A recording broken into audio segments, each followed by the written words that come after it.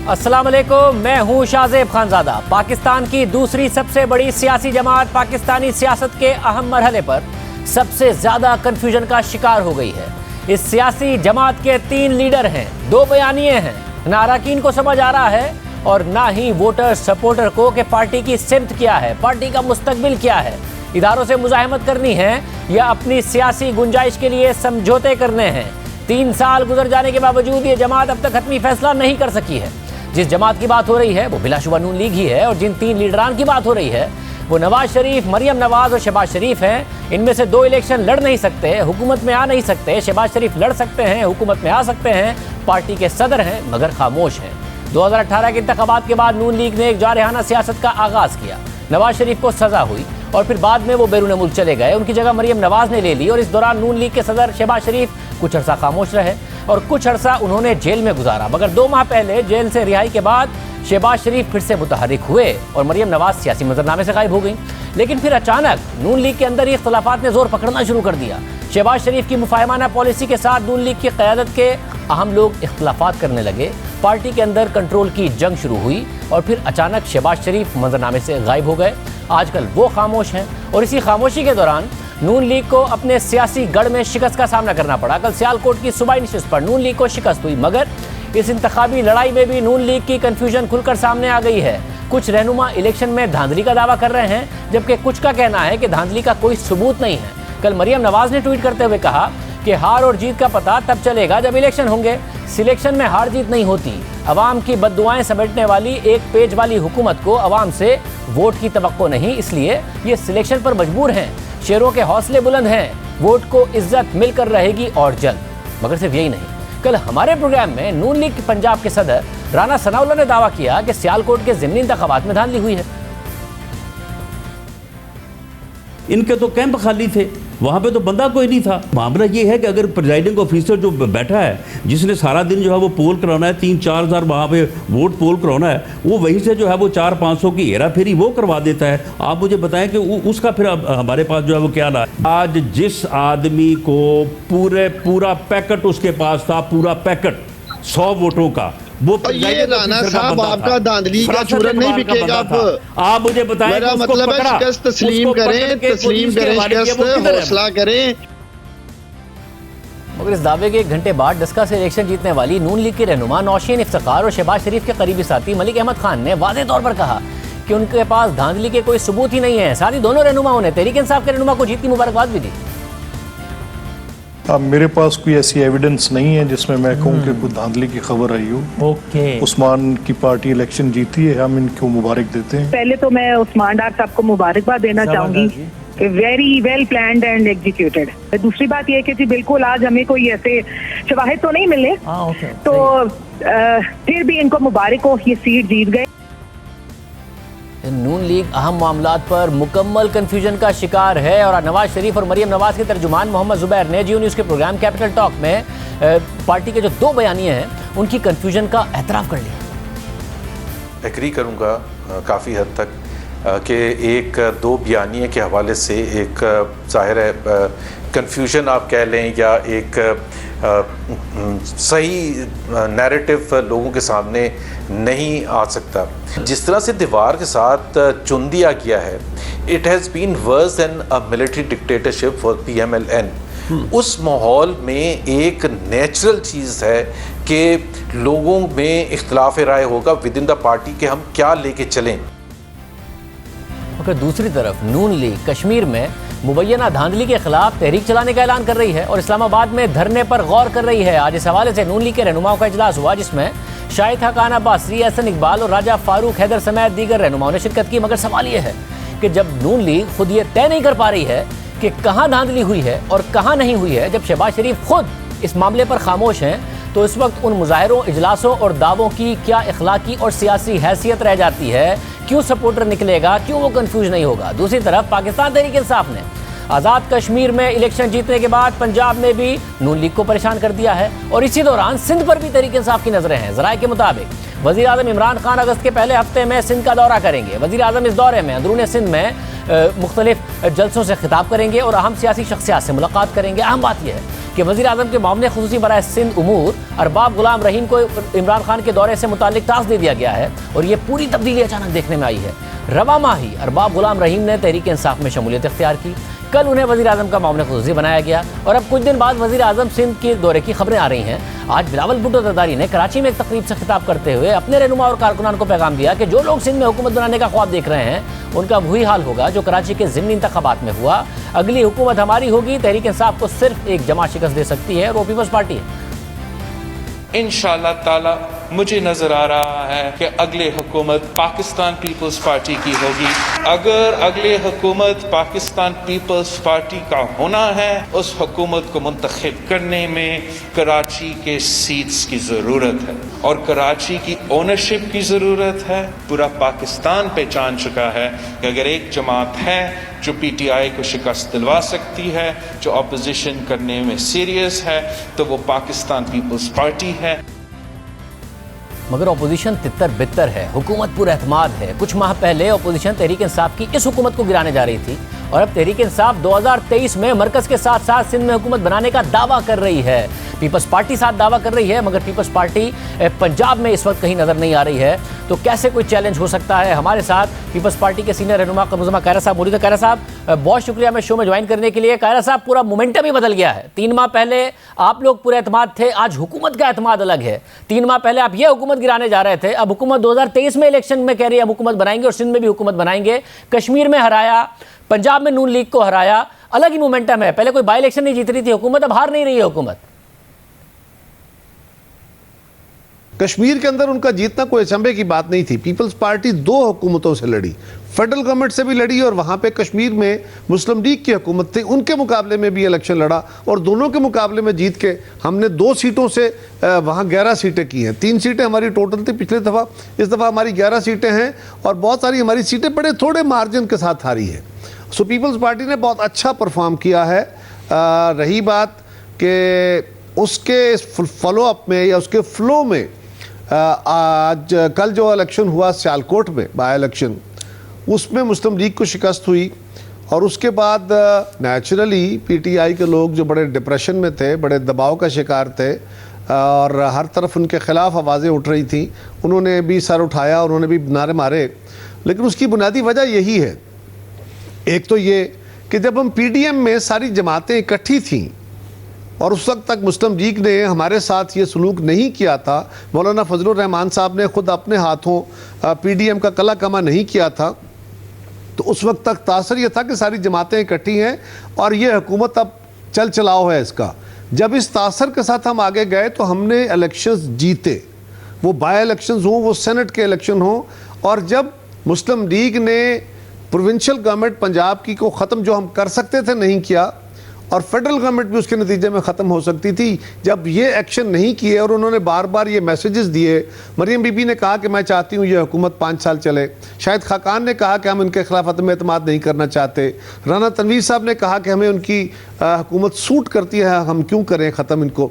जब ये तासर लोगों को दिया गया और ज़ुबैर उमर साहब ने कहा और बहुत सारे दोस्तों ने कहा, तो उसके बाद मुस्लिम लीग का अपने घर का भी एक इशू है कि घर के अंदर 2 बयानिए हैं, उन बयानियों को भी उनको अपने तौर पे दूर करने की ज़रूरत है। उससे इनकार किए जाते रहें, अगर वो इनकार करते रहेंगे तो ठीक है, उनका हक है, हमें तो हक नहीं होगा, लेकिन बहरहाल जो हकायक है वो लोगों के सामने है। मगर साहब, जो आपने एक बड़ी अहम बात की है कि जब बाई इलेक्शन थे जिसमें आप लोगों ने मोमेंटम बनाया था कि ये हुकूमत का चल चलाव है, इसलिए आप लोग जीत रहे थे क्योंकि लोगों को नज़र आ रहा था, मगर अब यानी कि तय हो गया ना। इस बाई इलेक्शन का नतीजा देखें या आज़ाद कश्मीर के इलेक्शन का नतीजा देखें कि लोगों को नज़र आ रहा है कि ये अपोजिशन इस हुकूमत को नहीं गिरा सकती, हमारे काम इसी हुकूमत ने करने हैं, इसलिए 2023 तक अब आपको भी पता है आप हुकूमत नहीं गिरा सकते और आवाम को भी पता है। देखिए, अपोजिशन में इत्तेहाद था, अपोजिशन इकट्ठी थी तो गिरा सकती थी, हमने वो माहौल खड़ा किया, हमने बनाया, हमने गवर्नमेंट को दबाव में रखा, बिल्कुल किया। देखो, एकदम तो नहीं हो गया, हमारे जलसे हुए, जुलूस हुए, रैलीज हुई, सारा कुछ होने के बाद असम्बलियों के अंदर भी एहतजाज हुए, फिर उसके नतीजे में जब हमने बाय इलेक्शंस, हालांकि हमारे दोस्तों का ख्याल था कि बाय इलेक्शन नहीं लड़ने चाहिए, बायकॉट करना चाहिए, हमने उनको कायल किया और बाय इलेक्शन हम लड़े तो हमने हुकूमत को कॉर्नर करके रख दिया था। जब सेनेट के इलेक्शन लड़े तो वज़ीर आज़म साहब को एतमाद का वोट लेना पड़ गया था। बावजूद इसके कि चेयरमैन सेनेट के इलेक्शन में डाका डाल के उन्होंने बिल्कुल ही धज्जियां बिखेरी कानून की, और कानून वाले भी देख रहे हैं, वो भी खामोश हैं, और अदालतें भी उस पर जल्दी नहीं कर रही। सो उसके बावजूद वो तो बिल्कुल कॉर्नर हो गए थे। लेकिन अगर हमारे मुस्लिम लीग के साथी पंजाब की हुकूमत को ख़त्म नहीं करना चाहते, उसके नतीजे में फेडरल गवर्नमेंट को ख़त्म नहीं करना चाहते, तो फिर नेचुरली हमारे ऊपर आके आप इल्ज़ाम लगाना शुरू कर दें, हमारे खिलाफ लड़ाई शुरू कर दें। मुस्लिम लीग का ये जो इक़दाम था उससे पीडीएम को नुकसान हुआ, और उसका नेचुरली मुल्क के अंदर ये तासुर आना बहरहाल एक लाजमी अमर था। अब भी हमारे दोस्त अगर ये समझ लेंगे तो हम चंद हफ्तों के अंदर, महीनों के अंदर इस मामले को दोबारा संभाल सकते हैं, और हम हुकूमत को उतना ही बल्कि उससे ज़्यादा टफ टाइम दे सकते हैं। साहब कैसे दे सकते हैं? सियासत में वक्त की और मोमेंटम की बड़ी अहमियत होती है। उस वक्त मोमेंटम आपके हक में था बकौल आपके, अब हुकूमत के हक में है, और हुकूमत इतनी कॉन्फिडेंट है कि वो कह रही है 2023 का इलेक्शन भी हम जीतेंगे, ये वाली हुकूमत तो पूरी करेंगे, और सिंध में आपसे भी इलेक्शन जीतेंगे। पंजाब में वो नून लीग को टफ टाइम दे रहे हैं, और वहां पर अगर नून लीग को वो टफ टाइम दे रहे हैं तो साथ में आप राइज नहीं कर रहे हैं, आपका भी एवोल्यूशन नहीं हो रहा है। देखिए, गुजारिश ये है, इनका हक है, इनको चाहिए ये सिंध के अंदर पूरी अपनी कोशिश करें, कौन रोक सकता है? बिस्मिल्लाह, पहले भी कोशिश की, जितनी कोशिशें इनके लिए हो सकती थी। इन बेचारों ने क्या करना था, इनके लिए बहुत सारी कोशिशें अदरवाइज की गई, लेकिन वो कोशिशें कितनी कामयाब हुई, आइंदा क्या करेंगे वो तो वक्त बताएगा। उनका क्लेम है हम कामयाब होंगे, हमारा क्लेम है कि हम ट्रेडिशनली वहाँ पे थे, आज भी हैं, और हमने बाय इलेक्शंस के अंदर जितनी सीटें वहाँ पे आई हैं, हमने बड़े वाज़े मार्जिन से, जो हमारी सीटें नहीं थी वो भी जीती हैं। उसके बावजूद उनका क्लेम है, और वो नए नए लोगों को लाना चाहते हैं, तो बिस्मिल्लाह, उनका हक है। और पंजाब के अंदर आज भी, शाहजेब साहब, मैं आपको दावे से कह रहा हूँ, आज भी अगर पंजाब में मुस्लिम लीग पीडीएम के ओरिजिनल चार्टर पे खड़ी हो जाती है, और वो नेक नीति से पंजाब हुकूमत के खिलाफ अदम एतमाद लाना चाहें, कोई वजह नहीं है, कोई वजह नहीं है, 15 से 20 दिन के अंदर अंदर पंजाब की हुकूमत का खात्मा हो सकता है। अगर साहब मैं फिर कह रहा हूं, देखिए मोमेंटम आपके हाथ से निकल गया, वो कुछ और वक्त था जब मुलाकातें आपकी हो रही थी, अब तो मोनी सलाई वजीर बन गए हैं, चौधरी बिरादरान मुतमईन हो गए हैं, तरीन साहब उस जमाने में नाराज थे, वो भी मुतमईन हो गए, खुश हैं, तो फिर कैसे गिरा देंगे बाप? होंगे चौधरी बिरादरान मुतमईन हैं, उनके पास कोई 100 सीटें तो नहीं है ना, उनकी अपनी एक हैसियत है, उससे इनकार नहीं है, लेकिन वो फाइनल फैसला कौन हैसियत नहीं रखते। पंजाब में बड़ा थिन मार्जिन है, और बाकी लोगों का, तरीन साहब भी जैसे खुश है वो आप भी जानते हैं, हम भी जानते हैं, लेकिन उनके अलावा बहुत सारे लोग जेन्युइनली नाराज़ हैं, और अपोजिशन को अपना टेम्पो नहीं तोड़ना चाहिए था, उसका बड़ा शदीद नुकसान हुआ है। लेकिन मुस्लिम लीग अगर युक्सुई से आज भी कोशिश करे, आज भी अपने इरादे बांध ले, और हम उनका साथ हैं, सारी जमातें अपने किए के ऊपर गौर करें, और अपोजिशन इकट्ठी होकर चले, तो चले 15-20 दिन ना सही, 2 महीने में सही, ये एक फिजा दोबारा खड़ी हो जाएगी कि हम तो फिगर्स जेन्युइनली बातें कर रहे हैं ना, हम कोई हवा में तो ख्याली पुलाव तो पका नहीं रहे। ऐसा इसलिए लग रहा है कि पका रहे हैं कि वो वाला माहौल नहीं है उस वक्त। आप लोगों ने बोट मिस कर दी है, you have miss the boat. उस वक्त आप नून लीग कहती है कि जी अगर आप इस्तीफे दे देते तो हुकूमत गिर जाती है, आप कहते हैं तहरीक अदम एतमाद ले आते और लॉन्ग मार्च कर लेते तो हुकूमत गिर जाती। वो जो भी सिनेरियो था वो मिस हो गया है, अब हुकूमत का मोमेंटम अलग बन गया है। देखिए, गुजारिश ये है कि हमने वो बोट मिस नहीं की, मुस्लिम लीग ने की है, यकीनन ऐसा हुआ है, और ये बात दुरुस्त है कि इस वक्त गवर्नमेंट अपने आप को कॉन्फिडेंट महसूस कर रही है। सवाल यह है कि हमें क्यों मुर्दे इल्ज़ाम ठहराना है? क्या हमने बाय इलेक्शंस नहीं, हमारा ख्याल था, हमने कोशिश की, नहीं जीते? क्या हमने सेनेट में गवर्नमेंट को टफ टाइम दे के उनको कॉर्नर नहीं किया?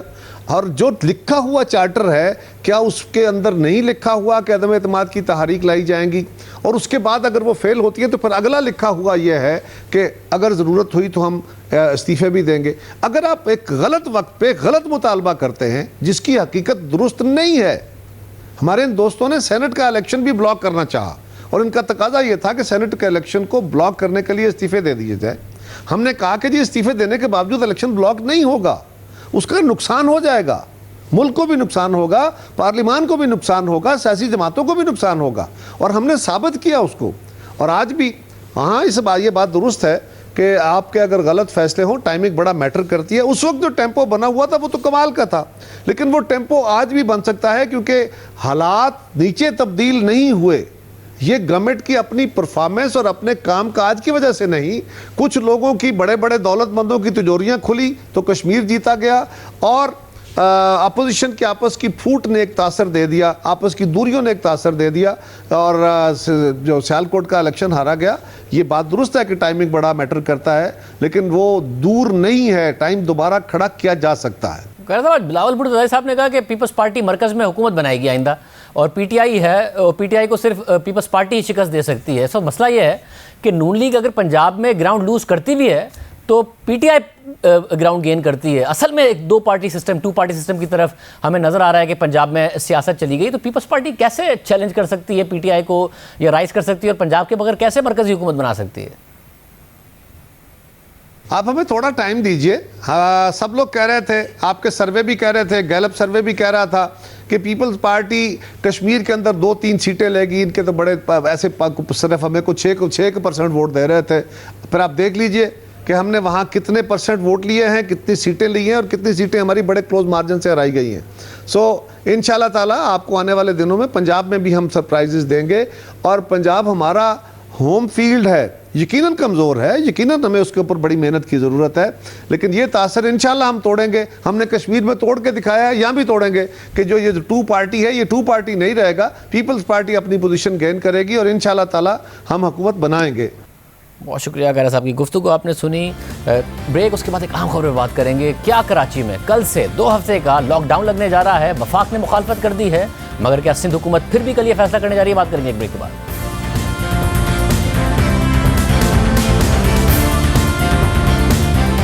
कराची में कोरोना वायरस की मुसलसल बिगड़ती सूरत हाल से निपटने के लिए सूबाई हुकूमत ने शहर में 2 हफ्ते के लिए मुकम्मल लॉकडाउन लगाने पर गौर शुरू कर दिया है, और कल इस हवाले से हतमी फैसला किया जाएगा। मगर सूबाई हुकूमत के फैसले से पहले वफाकी हुकूमत ने कराची में मुकम्मल लॉकडाउन की मुखालफत कर दी है।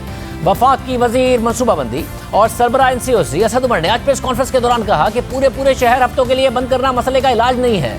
मुल्क भर के मुकाबले में सिंध और बलूचिस्तान में SOPs पर अमल दरामद की शरह सबसे कम है। कराची में जो बहुत खतरनाक हद तक इस वक्त बढ़ी हुई है, वबा का फैलाव बढ़ा हुआ है, उसको किस तरीके से रोका जाए।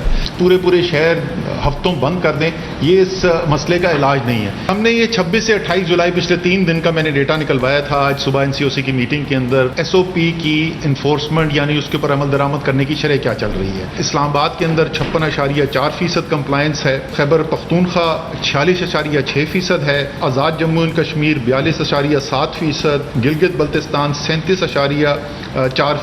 पंजाब 38%, और सबसे कम सिंध और बलूचिस्तान है 33% के ऊपर। असद उमर कह रहे हैं कि मुकम्मल लॉकडाउन मसले का इलाज नहीं है, मगर जियो न्यूज़ के ज़राए के मुताबिक लॉकडाउन लगाने से मुताल्लिक सिंध हुकूमत की तमाम स्टेक होल्डर से मुशावरत जारी है, और कल 11 बजे वज़ीर आला सिंध की सरबराही में होने वाले इजलास में भी फैसला किया जाएगा। वज़ीर आला सिंध मुराद अली शाह की आज मुख्तलिफ मकातिब फ़िक्र के उलमा से मुलाकात भी हुई है, जिसमें मुहर्रमुल हराम और रबीउल अव्वल के हवाले से अहम मुशावरत की गई है। वज़ीर आला सिंध ने उलमा कराम से कहा है कि गुज़िश्ता साल की तरह इस साल भी कोरोना की लहर ख़तरनाक है। कराची कोरोना से शदीद मुतासिर है, इसलिए कुछ सख्त इक़दाम करने जा रहे हैं। जो बात तय हो जाए उस पर मिनोअन अमल करना सब पर लाजिम होगा। जो रूट्स तयन किए गए हैं उन तक महदूद रहना होगा। दूसरी जानिब कराची में आज कोरोना मस्बत आने की शरह एक बार फिर 20% से ज़्यादा रिकॉर्ड की गई। हुकूमती अदाद-ओ-शुमार के मुताबिक कराची में गुज़िश्ता 24 घंटों के दौरान मस्बत केसेस की शरह 22.6% रही, और 2047 नए मरीज सामने आए। सिंध भर में गुज़िश्ता 24 घंटों के दौरान 44 अमवात हुई हैं, जो गुज़िश्ता 1 साल के दौरान सबसे बड़ी तादाद है। तशवीश की बात यह भी है कि मुल्क भर में पिछले 4 दिन में तीसरी दफ़ा केसेस की शरह 7% से ऊपर चली गई है, और आज यौमिया अमवात की तादाद भी 1.5 माह से ज़ायद की बुलंद तरीन सतह पर पहुँच गई है। NCOC के अदाद-ओ-शुमार के मुताबिक गुज़िश्ता 24 घंटों के दौरान मुल्क में मस्बत केसेस की शरह 7.5% रही। 4,497 नए मरीज सामने आए, और कोरोना से मुतासिर 76 मरीजों की अमवात हुई। इससे पहले 9 जून को पाकिस्तान में कोरोना से 76 अमवात हुई थी। लेकिन अच्छी खबर यह है कि मुल्क में कल सिर्फ एक दिन में रिकॉर्ड 8.5 लाख अफराद को वैक्सीन लगाई गई है, जबकि वैक्सीन लगवाने वालों की मजमूई तादाद 2.78 करोड़ से जायद हो गई है। अच्छी खबर यह भी है कि कराची में भी वैक्सीनेशन के रुझान में इजाफा देखा जा रहा है। शहरियों की एक बड़ी तादाद वैक्सीनेशन सेंटर्स का रुख कर रही है। फुटेज में आप एक्सपो सेंटर कराची के मनाजिर देख सकते हैं। दूसरी जानिब वफाकी वजीर असद उमर ने आज मुख्तलिफ शोबों से ताल्लुक़ रखने वाले अफराद को वैक्सीनेशन के लिए 31 अगस्त की डेडलाइन दी है। अगर इन शोबों के अफराद ने 31 अगस्त तक वैक्सीनेशन नहीं कराई तो क्या होगा, सुनिए। जो हवाई जहाज पे जो सफर करेंगे लोग 1 अगस्त से सिर्फ वो लोग जो कम से कम एक वैक्सीन की डोज लगवा चुके हैं सिर्फ वो सफर कर सकेंगे। जो असातिज़ा हैं, अगर आप वैक्सीनेटेड नहीं हैं तो 1 अगस्त से आप स्कूलों में जाके या कॉलेज के अंदर जाके पढ़ा नहीं सकते। वो ड्राइवर, कंडक्टर, हेल्पर, स्टाफ जो ट्रांसपोर्ट के अंदर बच्चों को स्कूल ले जाने, कॉलेज ले जाने की ट्रांसपोर्ट के अंदर काम करते हैं, 31 अगस्त से पहले वो वैक्सीनेट होंगे। अगर वो नहीं होंगे तो फिर वो उनको ये काम करने की इजाजत नहीं होगी। लॉ इन्फोर्समेंट एजेंसीज हैं, उसमें अगर काम करते हैं लोग, क्योंकि उनका भी अवामी राब्ता होता है, उनके लिए भी 31 अगस्त आखिरी तारीख है। जो पब्लिक सेक्टर के मुलाजमीन हैं उनके लिए भी 31 अगस्त फाइनल डेट है। वो लोग जो होटल में काम करते हैं, रेस्टोरेंट, मैरिज हॉल्स, ये तमाम जगह, यहाँ पर अगर आप काम करते हैं, आपने अगर 31 अगस्त तक वैक्सीन नहीं लगाई हुई तो आप उसके बाद यहाँ पर काम नहीं कर सकेंगे। पब्लिक डीलिंग करते हैं वो दफातर, बैंक्स हैं, नादरा है, प्रॉपर्टी ऑफिस है और इस किस्म के तमाम जो दफातर हैं, इसके अंदर भी 31 अगस्त आखिरी डेट है। दुकान के अंदर काम करने वाले, खासतौर पे शॉपिंग मॉल, जो चेन स्टोर्स हैं, कपड़े की मार्केट्स हैं, इलेक्ट्रॉनिक चीज़ों की मार्केट्स हैं, ये तमाम लोग जहां पर लोग बड़ी तादाद के अंदर जाते हैं, 31 अगस्त के बाद यहां पर पाबंदी होगी आपकी काम करने के लिए अगर आपने वैक्सीनेशन नहीं लगाई हुई। कराची में इस वक्त सूरत हाल ख़राब है। सूबाई हुकूमत शहर में मुकम्मल लॉकडाउन लगाने पर गौर कर रही है, मगर वफाक की जानिब से इसकी बाकायदा मुखालफत सामने आई है। अब क्या इकदाम हो सकते हैं? हमारे साथ मुशीर वज़ीर आला सिंध मुर्ज़ा वहाब मौजूद है। मुर्ज़ा वहाब साहब, बहुत शुक्रिया। कल आपने हमारे प्रोग्राम में कहा था कि वफाक से भी इस हवाले से बात की जाएगी, मगर वफाकी हुकूमत की तरफ से तो वाज़े तौर पर कह दिया गया है कि जो मुकम्मल लॉकडाउन है, मुकम्मल शहर को बंद करना है, वो मसले का हल नहीं है। अब केसेस ज़ाहिर है आज भी कोई 22% से ऊपर की शरह कराची में नज़र आई है। अब ज़्यादा आम था कि आप SOPs पर अमल कराते, जो कि असद उमर साहब बता रहे हैं कि सिंध और बलूचिस्तान में तो 33% अमल दरामद हो रहा है, पंजाब में 38%, इस्लामाबाद में, खैबर पख्तूनख्वा में इससे ज़्यादा। तो आप SOPs पर नहीं अमल करा पाए, मुकम्मल लॉकडाउन करना चाहते हैं, जिसकी वो मुखालफत कर रहे हैं। बदकिस्मत है, मैं समझता हूँ असद उमर साहब का ये स्टेटमेंट, जो उन्होंने SOPs की बात की। शाहजेब, आप अपने कैमरामैन को कहें कि प्लीज़ अपना कैमरा कागान नारान ले जाएं, कश्मीर ले जाएं, गिलगित बल्तिस्तान ले जाएं, लाहौर ले जाएं, इस्लामाबाद ले जाएं। मैं ख़ुद कल इस्लामाबाद से वापस आया हूँ। ये कहना कि सिंध में SOPs को वायलेट किया जा रहा है, बाकी जगहों पे ये बात नहीं है। मैं समझता हूँ ये स्टेटमेंट उनका गलत है। दूसरी चीज़, शाहजेब, आप इस्लामाबाद पिंडी के नंबर्स उठा के देख लीजिए, आप पेशावर के नंबर, एबटाबाद के नंबर्स उठा के देख लीजिए, आप गुजरात के नंबर्स उठा के देख लीजिए। इसमें क्यों इजाफा हो रहा है? ये शो करता है कि जो डेल्टा वेरिएंट है इसकी ट्रांसग्रेस हो चुकी है हमारे मुआशरे में, ये तेज़ी के साथ फैल रहा है। अब सवाल ये है कि इसको रोकने का क्या तरीका है। अगर बंदिशें लगाना, लॉकडाउन करना रोकने का तरीका नहीं है तो असद उमर साहब कोई और हमको स्ट्रैटेजी बता दें कि क्या तरीक़ेकार है। बिकॉज हमने ये चीज़ देख ली और मैं ऑब्जेक्टिवली कह रहा हूँ, कोई पॉइंट स्कोरिंग नहीं, कोई तनकीद नहीं, कि हम बहैसियत कौम सारे पाकिस्तान में लोग मास्क नहीं पहन रहे हैं, SOPs को वायलेट कर रहे हैं अनफॉर्चुनेटली। तो आप अगर स्पाइक ऑफ केसेस को रोकना चाहते हैं तो डॉक्टर्स ये बताते हैं, एक्सपर्ट्स ये बताते हैं कि आपको बंदिशें लगानी पड़ेंगी, आपको रुकावटें करनी पड़ेंगी, आपको लॉकडाउन करना पड़ेगा।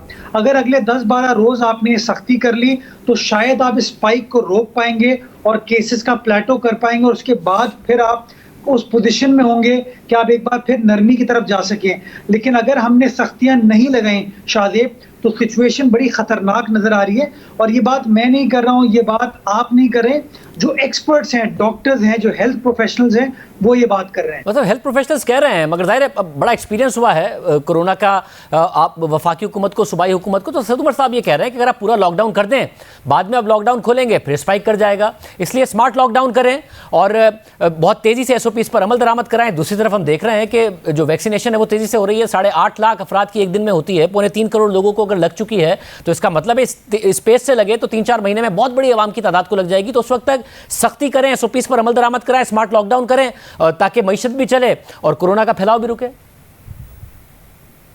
शायद देखिए, एक तो अच्छी चीज ये हो गई कि पिछले 3-4-5 रोज में जो हम सख्त फैसले करने जा रहे थे, हम नैरेटिव बिल्ड कर रहे थे, तो उसमें कम से कम इस कौम के अंदर ये शऊर या डर तो बेदार हो गया कि आपको वैक्सीन लगवाना है। और लोग अब वैक्सीन, कराची शहर में भी नंबर्स बढ़ रहे हैं, लाहौर में भी उस तरीके से बड़े, अच्छी खबर है, बिल्कुल बात दुरुस्त है। बट आप मुझे बताइए कि अभी शॉर्ट टर्म सोल्यूशन क्या है आपके पास? कराची के अंदर अगर प्राइवेट अस्पतालों में इस वक्त जगह नहीं है, अगर आपके सरकारी अस्पताल ऑलमोस्ट 70-75% कैपेसिटी के ऊपर काम कर रहे हैं, पिछले 24 घंटों में 44 लोगों की जान गई है सूबा सिंध के अंदर, तो सिचुएशन तो आपको खौफनाक नजर आ रही है। तो आप मुझे बताइए, क्या मैं उस खौफनाक सिचुएशन को अपनी तरफ आने दूं या मैं उसको अवॉइड करने की कोशिश करूं? अवॉइड करने का तरीका क्या है? यही तरीका है। हम नए अस्पताल अभी नहीं बना सकते, हम नए डॉक्टर्स नहीं पैदा कर सकते, हम नए हेल्थ प्रोफेशनल्स नहीं पैदा कर सकते। मैं आपको एक और प्रॉब्लम बताऊं जो ह्यूमन रिसोर्स का हो रहा है कि आपने अगर वेंटिलेटर लगा भी दिए तो आपके पास वो प्रोफेशनल्स नहीं है कि वो वेंटिलेटर्स को ऑपरेट आप कैसे करेंगे। तो ये जो प्रैक्टिकल डिफिकल्टीज हैं, मैं समझता हूं कि ये फैसले करना इनएविटेबल है। हम अभी फैसले कर लें जिस तरह हमने पिछले साल मई, जून, जुलाई में किए थे। उसका फायदा ये हुआ था कि केसेस की स्पाइक पाकिस्तान भर में रुकी थी, और मैं समझता हूं जिस तरह कराची में 5 गुना पिछले 1 महीने में केसेस में इजाफा हुआ है, बाकी पाकिस्तान के शहरों में जिस तेजी से इजाफा हो रहा है, लॉकडाउन करना उसका एक शॉर्ट टर्म सोल्यूशन बिल्कुल है कि आप केसेस की बढ़ती हुई रफ्तार को रोक सकें, और इन द मीन टाइम आप अपनी हेल्थ केयर फैसिलिटीज को भी बेहतर करें और आप अपने वैक्सीनेशन के अमल को भी और बेहतर बनाएं। वैसे यानी इस वक्त आप फैसला कर चुकी है सिंध हुकूमत कि लॉकडाउन करना पड़ेगा, वफाकी अगर मुखालफत है उसके बावजूद आप कह रहे हैं लॉकडाउन 2 हफ्ते का करना पड़ेगा कल से? शादी, मुझे वफाक की ऑपोजिशन से कोई फर्क नहीं पड़ता। वफाक का इसके अंदर कोई इतना इंपॉर्टेंट रोल नहीं है। मेरे लिए इंपॉर्टेंट है वफाक की जो सियासी जमात सूबा सिंध में है वो क्या किरदार अदा करेगी, जो मुत्तहिदा कौमी मूवमेंट वाले, पीटीआई वाले, वो क्या किरदार अदा करेंगे। अगर माजी की तरह वो पीपल्स पार्टी को तनकीद का निशाना बनाने के लिए लोगों को वरगलाते रहे, लोगों के अंदर इंतशार क्रिएट करते रहे, तो मैं समझता हूँ हमें दिक्कत का सामना होगा। इसीलिए मैंने कल आपके प्रोग्राम में बड़े एहतराम के साथ तमाम सियासी लीडरान से, समाजी लीडरान से, मजहबी लीडरान से और हमारे जो मुआशी लीडरान हैं, बिजनेस लीडरान हैं, उन तमाम लोगों से गुजारिश की थी कि अगले 8-10 रोज में अपनी हुकूमत का साथ दें। इस स्पाइक को अगर हमने रोक लिया तो एक बार फिर रुकावटें खत्म हो जाएंगी, चीजें खोल दी जाएंगी। लेकिन अगर यही सिचुएशन कंटिन्यू की तो अगले 4-5-6 रोज के अंदर अल्लाह ना करे सिचुएशन बहुत खौफनाक हो सकती है। बहुत शुक्रिया मुर्ज़ाबाब साहब की गुफ्तगू आपने सुनी। एक बड़ा स्कैंडल जो तहरीक इंसाफ की हुकूमत पर मंडला रहा था, नैब ने अचानक बंद कर दिया है। बात करेंगे ब्रेक के बाद।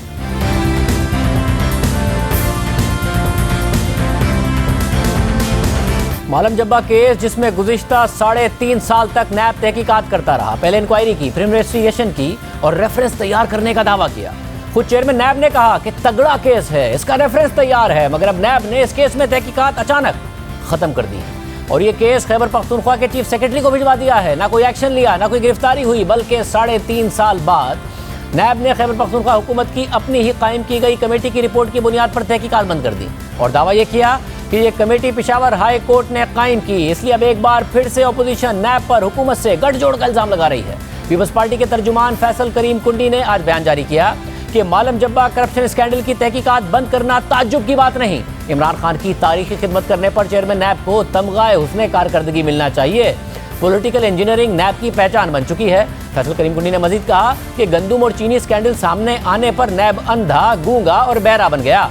इमरान नियाजी हुकूमत में होने वाली हर करप्शन में नैब सहूलतकार है। गुज़िश्ता रोज नैब ने अपने एलामिये में अपोजिशन के रहनुमा मिफ्ता इस्माइल के खिलाफ एक और इंक्वायरी की मंजूरी दी। हालांकि पिछली इंक्वायरी में उन्हें गिरफ्तार रखने के बावजूद भी नैब आज तक कुछ साबित नहीं कर पाया है। दूसरी तरफ मालम जब्बा केस जिसमें अहम हुकूमती अरकान शामिल हैं और खुद चेयरमैन नैब इस केस में बड़े सबूत होने का दावा कर चुके हैं, इस केस के हवाले से अहम फैसला कर दिया गया है। नैब एलामिया के मुताबिक एग्जीक्यूटिव बोर्ड के इजलास में मालम जब्बा केस में सैमसन ग्रुप की तरफ से पेशावर हाई कोर्ट में दायर रिट पटिशन और इस सिलसिले में मौजिज़ पेशावर हाई कोर्ट के अहकामात की रोशनी में additional chief secretary Khyber Pakhtunkhwa की सरबराही में बनाई गई कमेटी और मुतालिका कमेटी की सिफारिशात को मद्देनजर रखते हुए टेंडरिंग प्रोसेस में बाज़ बेज़ाब्तगियों की कानून के मुताबिक महकमाना तहकीकात के लिए केस को चीफ सेक्रेटरी को इस कंडीशन के साथ भिजवाने की मंजूरी दी है कि मुतल्लिका केस में अगर किसी मुअज़्ज़िज़ अदालत का हुक्म इम्तना और कानून के मुताबिक कोई अमर माने हुआ तो मुतल्लिका केस को कानून के मुताबिक मजाज अथॉरिटी की इजाज़त के बाद देखा जा सकेगा। इस हवाले से आज सैयद इरफान रजा की खबर के मुताबिक नैब ने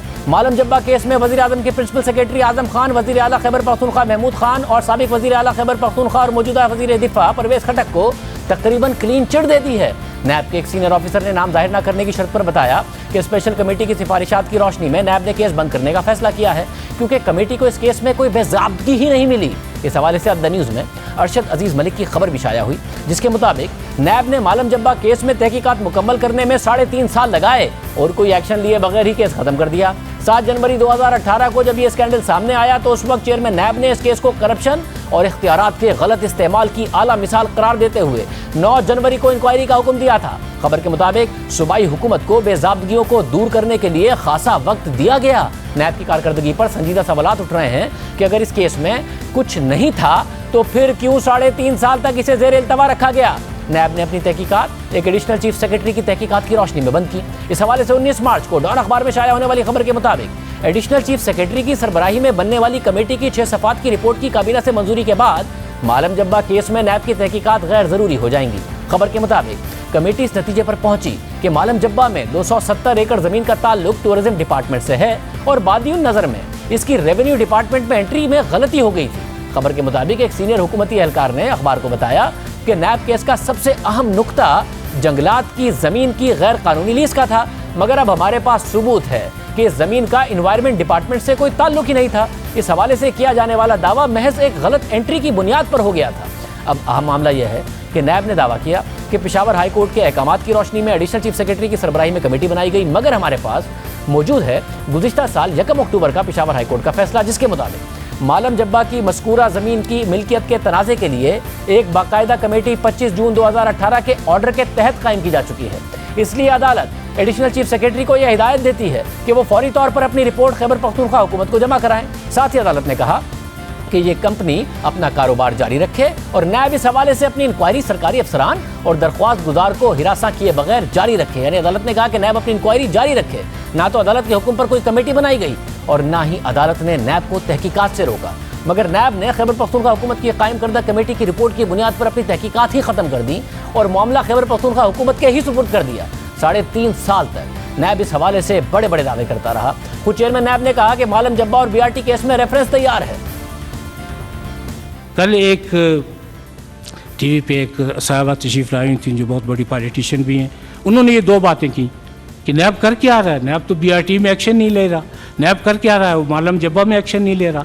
उनका शायद ये इल्म नहीं है कि दोनों एक्शन तैयार है। ऐसी बात नहीं है कि एक्शन तैयार नहीं है, रेफरेंसेस तैयार हैं, लेकिन जब अदालतों से स्टे विकेट होंगे तो फिर बारी आएगी ना रेफरेंसेस फाइल करने की। और आप यकीन करें कि ये बारी ज़रूर आएगी, देर आयत दुरुस्त आयत। अजीब बात है कि पेशावर BRT केस में हुकूमत ने स्टे ऑर्डर लिया हुआ है, अदालत ने स्टे ऑर्डर दिया हुआ है। दूसरा केस नैब ने ख़त्म कर दिया है। इससे पहले मई 2019 में चेयरमैन नैब ने जावेद चौधरी से गुफ्तगू में मालम जब्बा केस के हवाले से कहा था कि ये अब चंद दिन की बात है, रेफरेंस मुकम्मल हो चुका है और आप बहुत जल्द परवेज़ खटक को भी लॉकअप में देखेंगे। बस मुझे सिर्फ एक खतरा है, मैं सिर्फ परवेज़ खटक की सेहत से डरता हूँ। वो अगर गिरफ्तार हो गए और उन्हें अगर कुछ हो गया तो नैब मजीद बदनाम हो जाएगा, लेकिन इसके बावजूद ये होकर रहेगा। मालम जब्बा का रेफरेंस तगड़ा है, परवेज़ खटक को भी अपनी करप्शन का हिसाब देना होगा। बाद में नैब इस गुफ्तगू की तरदीद करता रहा, मगर जावेद चौधरी इस गुफ्तगू पर कायम रहे। ये थे मालम जब्बा केस में नैब के दावे, नैब चेयरमैन के दावे, मगर अब नैब ने इस केस की तहकीकात ही ख़त्म कर दी है। इस हवाले से बात करने के लिए हमने नैब तर्जुमान को प्रोग्राम में शिरकत की दावत दी, मगर उन्होंने जवाब नहीं दिया। मालम जब्बा केस के हवाले से मजीद बात करेंगे। हमारे साथ सीनियर साफ़ी अरशद अजीज मलिक मौजूद हैं। अरशद अजीज मलिक साहब, आपने शुरू से इस केस पर काम किया है, आपको लग रहा है मेरिट पर ख़त्म किया गया, आप कैसे देख रहे हैं, आपकी तहकीकात क्या कहती हैं? जी बहुत शुक्रिया शाहजेब।